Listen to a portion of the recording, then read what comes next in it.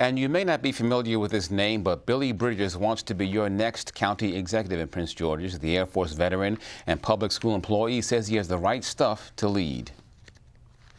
I've been in Maryland for about 23 years, and during that time I worked about 20 years, even currently with the Prince George's County Public Schools. I've seen a lot of things go on that shouldn't go on, and I've learned that as a Christian that you really should not stand back if you're able to help. And I've been trained, I've been exposed to so many things which give me the experience and gives me the expertise to step in to do something different for Prince George's County. And so with that in mind, I decided that no time better than now, and in the midst of all the crisis we have right now, we can't complain because either you're part of the problem or part of the solution, and I choose to be part of the solution on that. And you said you work with the school district. In what capacity? Well, initially I started out as a special education assistant, moved into a technology assistant job where I was teaching technology to elementary age students. Then I went into the classroom for 1 year.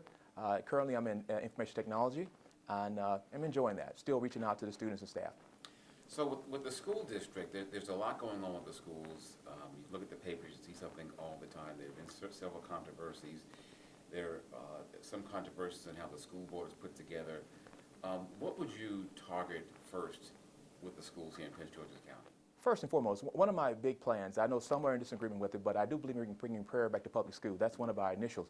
Second thing, I believe we need to reorganize our whole school system. Not so much the format or setup of the Board of Education, but just our curriculum and the departments that we have. There's so much waste and graft, and I believe that if we go and redo that structure, we can actually have money savings, and we can actually get a curriculum on board that our students can actually adapt to and can achieve without having to alter grades and do other things.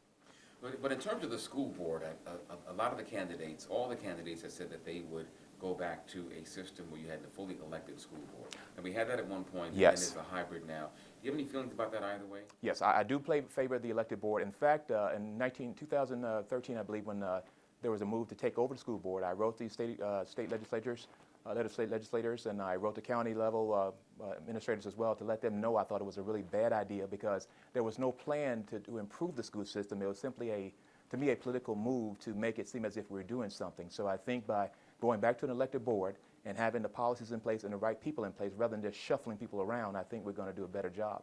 I also believe in the economy, okay? Right now, the economy seems to be a economy where there's a division, okay? There have and have not still.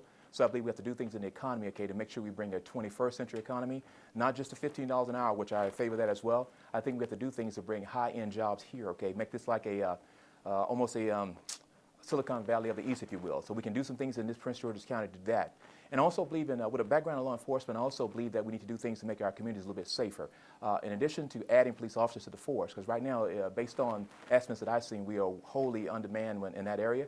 So I think we need to also get police into the community when community policing, which means not just driving through the neighborhood. It means I want officers that live close enough to the community, okay, that they actually have an interaction with the community, and doing things like maybe police sports leagues, okay, to get the youth involved, because I want the youth and the police to have a closer interaction, so we don't have some of the things that we've seen across the country. And I think that helps our youth not only in schoolwork, but as their lifestyle goes on, they can do better. And I think just accountability as a whole, because so often we have our elected politicians coming in with experience, and I learned in college that you can have good experience and bad experience, and I think that with that in mind, we have to make sure we have full accountability for everything, no excuses. If I come with a military background as well, and that means that you're fully accountable. You're wrong, you're out. We don't have any explanations, no excuses. We have to do it by the book. And so with that in mind, I think if we can move our county in that direction, okay, and address more than just one issue, address all issues at one time, and I fully understand we must have the county council on board because the county executive is not a king. We just can't anoint and do things and throw money out. We have to make sure that we have the county council on board with whatever we're moving forward with. And to get more information about Mr. Bridges, you can log on to bridges2018.wix.com/mysite.